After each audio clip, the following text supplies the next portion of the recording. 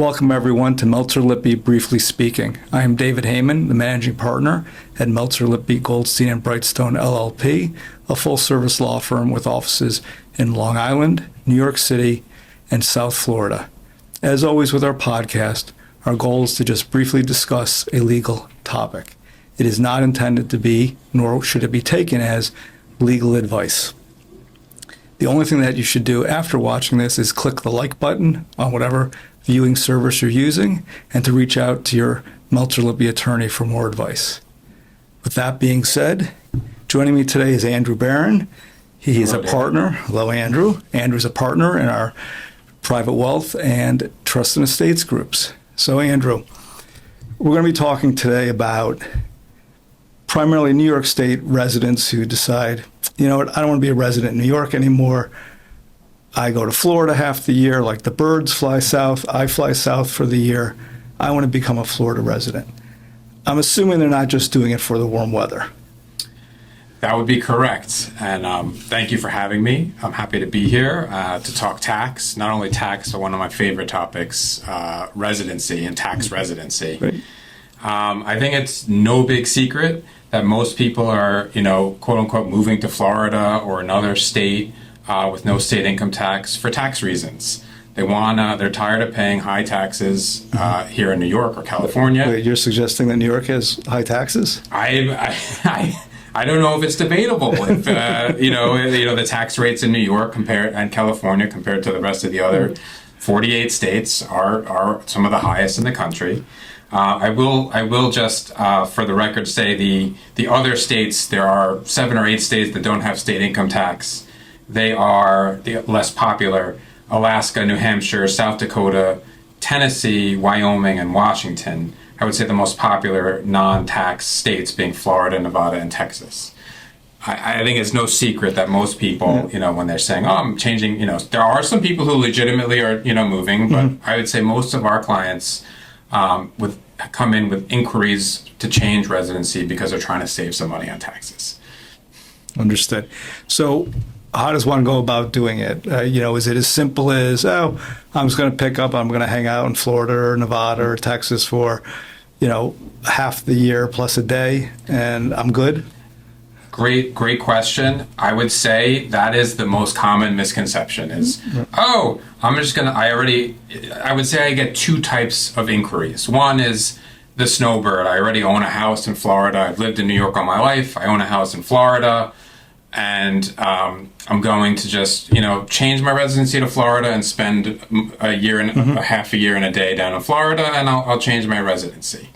The other type of inquiry we get is, I'm about to have a huge liquidity event. I'm selling my business. Can I just move to Florida tomorrow before we close?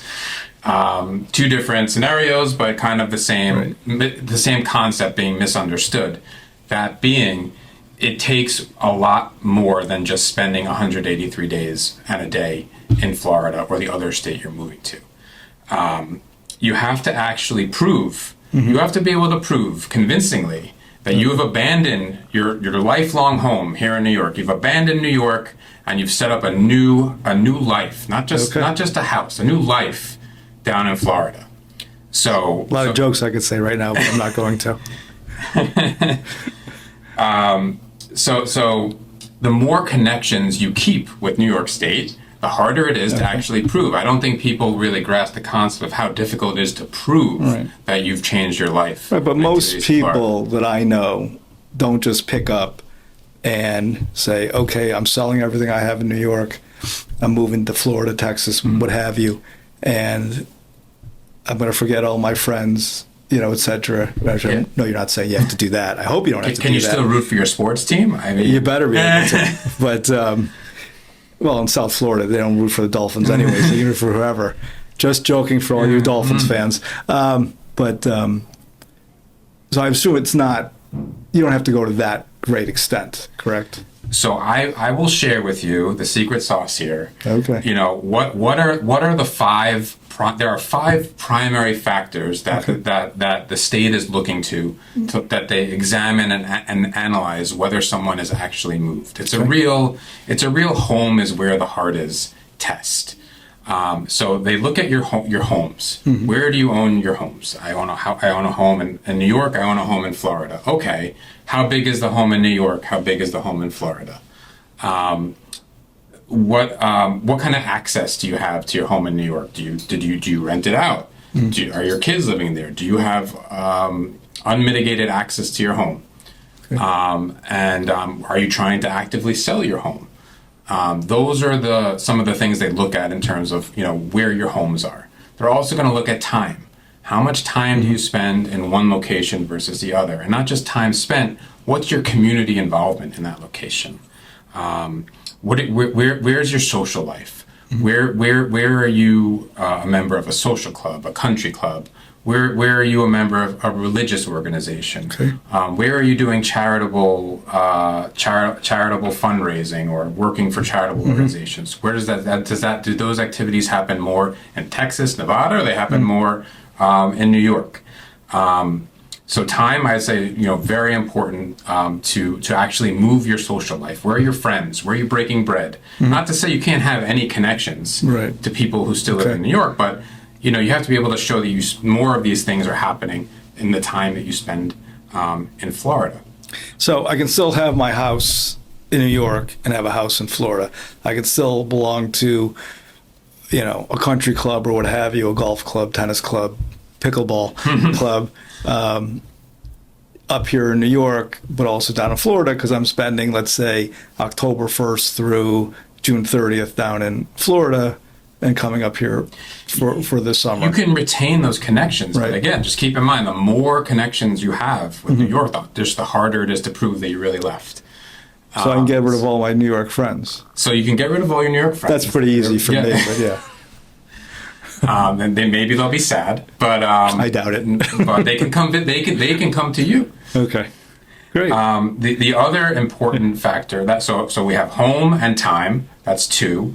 Now, items near and dear, family photos, heirlooms, artwork, prized possessions, jewelry, artwork,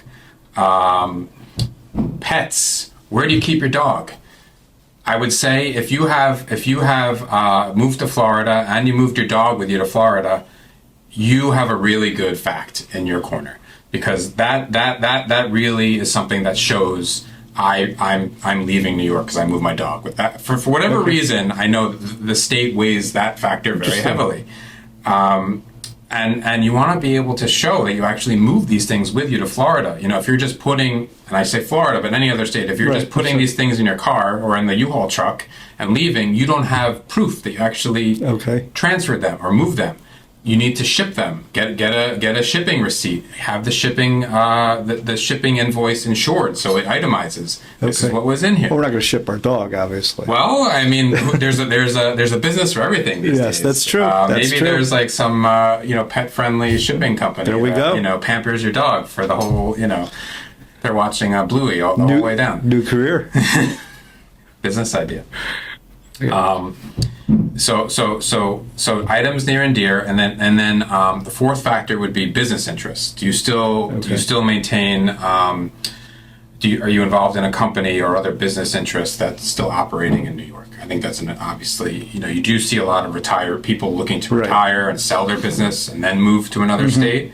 But if you're going to keep working, that's another thing you have to consider that may not be looked at in your favor if this ever gets picked up. So if you had on that note, if you had, like, let's say, a closely held company and you have as your principal address up here in New York, but you really work in, out of your house, or you can work pretty much anywhere, it would seem to me then you might want to change your principal business address, certainly qualify to do business in Florida.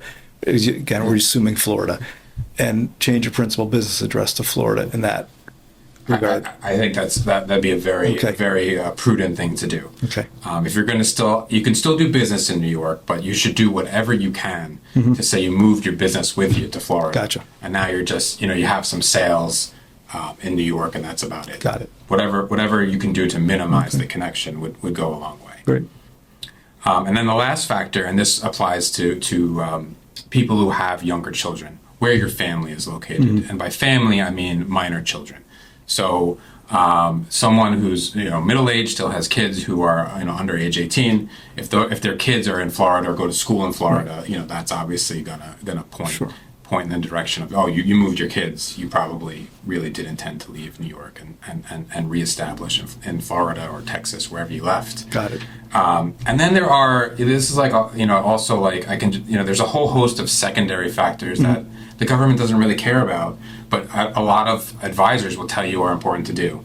Change your driver's license, voting registration, homestead declaration, bank accounts, get a cemetery plot in Florida, where you file your income tax returns. I would say, yes, you should do all these things, but they don't really carry a lot of weight when someone is questioning whether you intended, what was your mental state in terms of, did I intend to abandon New York? But on a close call, if your 5 factors are I can't really tell, then yes, we'll look to these secondary factors and maybe they'll push us over the edge. Okay, so now you've done all this, you've hopefully taken care of your 5 factors. You file your tax return, you show residency for the first time in 40, 50 years of your tax-paying life that you're not a New York resident anymore. Yeah. The last time I checked, New York doesn't like giving up money. What happens? Is it just, oh, well, sucks for us in New York, or? So a great question. Another worst kept secret is that New York has an aggressive residency audit program. Right.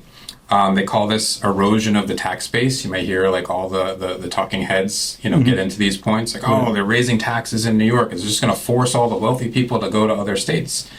And to some extent it is true. There are constitutional limits to what New York can extend its tax reach to. I would say if you're a high income taxpayer and you're filing that for that first time, that non-residency or part your residency return, you're going to be a target for a residency audit. Which goes to the factor that you said earlier of why documentation is incredibly important. Incredibly important to be able to prove it. The burden of proof is on the taxpayer that you change your domicile. It's not on the state to prove whether you left the state. So let's just pause there, because I think that's a very important point. The person has to, it's not an assumption that you've done it. It's an assumption, meaning that you've moved. It's an assumption that you haven't, and you have to prove that you have. Correct. The assumption is that you are still a resident, and you have to prove that you moved. That is correct. And there is this box on the New York State income tax return, a non-resident return, that asks a question. Did you maintain a residence in New York State during the tax year? Yes or no? This is a very important box to pay attention to. And I see so many different accountants and advisors overlook it. Just be truthful. Did you maintain a house or not? If the answer is yes, check yes, because they look to this box to decide whether they're going to impose penalties on you in an audit. So if you're looking to, do this the right way, just tell the truth. I moved to Florida. I still maintain a house. It's okay. I have the records to back it up. And it is what it is. Right. So let's say that I'm not ready to make the move, the full commitment to Florida, Texas. I still have a business here. I still have this, but is there another way that you can somehow shelter some passive income or other types of income that you might be receiving from New York State or a high tax paying state versus, all or nothing, I guess? So I would say a lesser known planning strategy is, instead of you moving out of state, how about we move your assets out of state? And the way to do that, and we've done this for several of our clients, is to set up a trust in an out of state jurisdiction like South Dakota or Nevada or even Florida. There are a lot of trust companies that work in this space and can help you do it. It obviously depends on the facts and circumstances as to whether this will potentially work for you. I would say it works best if you have a passive investment portfolio of stocks and bonds. Those are stocks and bonds that generate just interest and dividends, very easy to shift that income to a taxpayer that lives in a different state, meaning an out-of-state trust. So if I'm a very high net worth person and I have a lot of monies in the stock market, let's say, I can, assuming it's cost effective, because nothing's free in life, Nothing's right? free. There's cost to everything. I can put that in a trust in South Dakota or what have you, and as long as I follow the rules, which we won't get into because that'll be a whole nother podcast, but I can then shelter that passive income from my state tax because it's deemed a South Dakota or Nevada or what have you. It's as if a non-resident owns the assets. Got it. So non-residents generally only pay tax on their sourced income, and investment income is not considered New York sourced income, which is a very great thing. Yeah. And it doesn't work for everyone, but it is a strategy that I think can be effective. And by the way, trust returns are not as nearly as scrutinized as residency personal income tax returns. So one of the other things I hear a lot is going back to the number of days. A day is not 24 hours. Well, it is in real life, but a day for tax world is not 24 hours. Correct? That's right. I think this is another, big misconception is that, I was only in New York for, part of a day, so it's not really a day. Unless you're here unless you're here involuntarily, whether you're in prison or you're stuck in a hospital, any amount of time you spend in New York, they're gonna consider it to be a day. So you live in Florida, you came up to New York for your niece's birthday party. Yep. That's a day. There is an exception if you're traveling through. If you connect through JFK on a flight to Europe, that's not considered a day. Okay. But there's very limited exceptions. And in my recent experience, the government is very stingy on this issue. There's a lot of COVID cases kicking around right now where people are trying to argue they were here involuntarily because of COVID. Yep. And they are forcing you to litigate the issue. So that's not something they're willing to budge on today. We'll see where that goes. The other thing I want to mention that you mentioned the days that a lot of people don't think about is, what's the easiest way to prove your location? In the modern day, the easiest way to do that is with cell phone records. Do you know, David, how long your cell phone carrier maintains its records? Not a clue. I will tell you that some carriers, like T-Mobile, for example, will only keep records going back 2 years. So when you file an income tax return as a non-resident, it's likely this audit's not going to come up for several years. Memories fade, records get misplaced, and if you didn't keep your Verizon or T-Mobile, cell phone bill, we gotta get all of them in so we don't get in trouble here. I'm just joking. AT&T, AT&T, Mint, Mobile. You may not be able to prove that your location because this cell phone carrier has a record destruction policy that's outside the scope of the days. We actually have this issue on one of the audits we're handling now. So just a little secret to how we prove these things. Make sure you keep your cell phone bills. Okay. So now I've done all this stuff. I've established residency somewhere else.